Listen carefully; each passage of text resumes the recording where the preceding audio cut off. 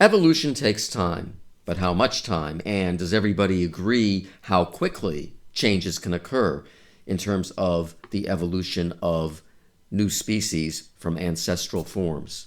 Well, no, not everybody agrees. Darwin advocated gradualism, which is kind of interesting. It was not necessary in his theory to even say anything about the rate of evolution, whether it was gradual or more rapid. In fact, Julian Huxley, who was an advocate of Darwin, a contemporary of his and an advocate, was trying to get him to just leave that out of the theory, but Darwin didn't want to. And it was Darwin's theory. He could say whatever he wants. So he left it in. He was an advocate of this slow, gradual process. Now, how much time are we actually talking about? So basically, if we start with an ancestor down there and we look at descendants, there's two descendant species coming out of this ancestor. 100,000 years would be considered very short in geological time, but changes can take place in that period of time. And sometimes, as we'll see, sometimes even less than that. But, we're talking roughly a range of 100,000 to 5 million years for this to take place. And Darwin says, well, it happens rather gradually. This is a very weird poster. It was actually created by creationists to argue against evolution. And here's their basic argument right here.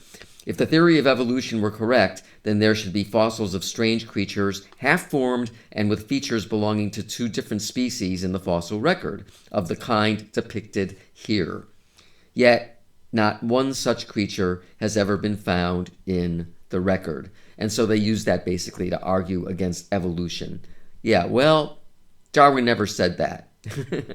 So that was never part of his theory whatsoever. So what did he say? Here's what Darwin actually said. I have found it difficult, when looking at any two species, to avoid picturing to myself forms directly intermediate between them. But this is a wholly false view.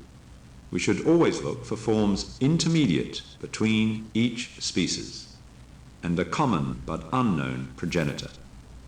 And the progenitor would generally have differed in some respects from all its modified descendants. Yeah, common but unknown progenitor, and so these transitional forms, you should not expect to find them. In fact, if you look at the fossil record, basically what you do find is the rather sudden appearance of a new species. It's basically fully formed in one local area in the fossil bed, and you don't see these transitional forms. It's just, there it is. It's evolved from something else, and you don't see the transitional form. And that's followed by a period of stasis or stability, where you don't see any directional change leading to yet another form, another species. Having said that, in more recent years, a transitional species, in fact, was found, but this is a very rare occurrence. It's here's the best example that I've been able to find. I think there have been several of these, but this is probably the best, and you can actually see the way it's been drawn out, showing the transitional form from the fish to the amphibian. And basically, we're dealing with three different species. I'm not even going to try to pronounce those genus and species names. But, people have examined these in detail because there's good fossil evidence of these various forms. And looking at the forelimb bones, for example, you do see what appears to be some gradual change in the bones themselves. So basically, we don't have a lot of evidence for this kind of thing, but this is one example where we do have these transitional forms. An opposing point of view to Darwin's gradualism is a school of thought called saltationism that was first advocated by the geneticist William Bateson around 1900, which basically advocates not a gradual change, but rather evolutionary discontinuity, a sudden rapid change. And that is kind of consistent with what we see in the fossil record. Hugo de Vries, another prominent geneticist around the same time, said the new species thus originates suddenly. It is produced by the existing one without any visible preparation and without transition. So there are elements here that certainly are in agreement with Darwin in terms of the without transitional part. It's just Darwin says it's a very gradual process. The saltationists say it's pretty sudden.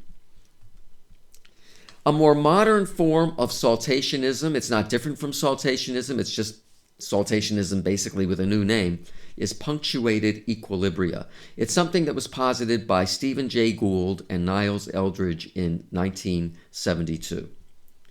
So again, they're advocating rapid change, but remember, rapid change in evolutionary time, that could be like 100,000 years. So that's very, very long for us, but in geological time, it's a very short period of time. But is it unimaginable? Is Betsa's ability to regenerate any greater a leap forward than our ancestors' ability to communicate with language or to walk upright? But language, evolution, it's a process of steps, not leaps. Recent evolutionary theory would disagree. What scientists call punctualism or punctual equilibrium.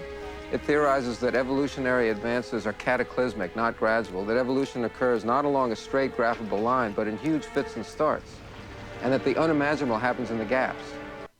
So close enough. It's not punctual equilibrium. It's punctuated equilibria. But everything else that David Duchovny, Agent Mulder from the X-Files, said is absolutely correct. And so we can draw it out this way if you want to look at it on a graph. So we're looking at phenotypic change, change in appearance, change in trait or traits.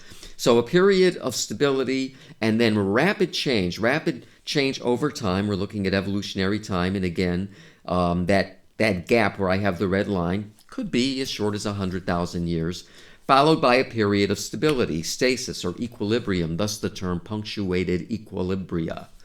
Now, what would bring about that period of punctuation, that rapid change?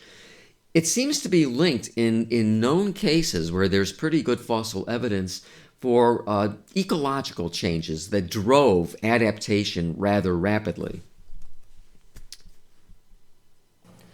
These two graphs show the difference between gradualism over here and punctuated equilibria over there. Let's first look at gradualism over here. In gradualism, you have a new species that is gradually branching off of an existing ancestral species.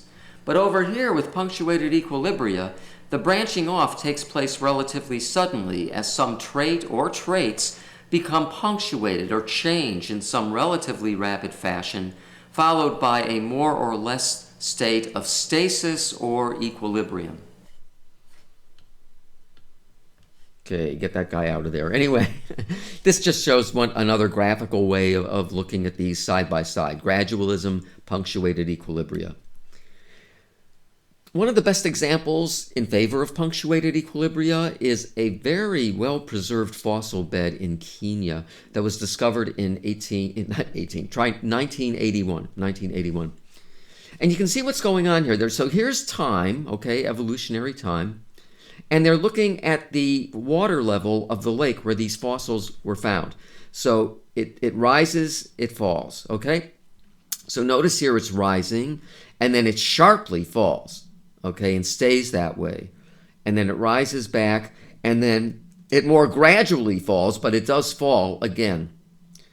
Notice what's happening with the snails every time the water level falls. We start to see new forms evolve that have somehow adapted to whatever was necessary to adapt to with these changes. So yeah, like I said, the water level fell sharply twice, and there was this brief period of rapid morphological change in these snails. And the changes here were even more rapid than 100,000 years. We're talking 5,000 to 50,000 years, incredibly rapid. So there was something about the drop in the water level that immediately, more or less immediately, 5,000 years, forced some kind of adaptation. And it seemed to work out, but these new species of snails were in fact formed. So basically, this is good evidence in favor of punctuated equilibria. So, I think basically there's good evidence in favor of punctuated equilibria or saltationism, and good evidence in favor of gradualism. Basically, none of that undermines Darwin's theory of evolution by natural selection. We're only talking about how rapidly it occurs, the rate of evolution. And I just wanted you to be aware of these differing points of view.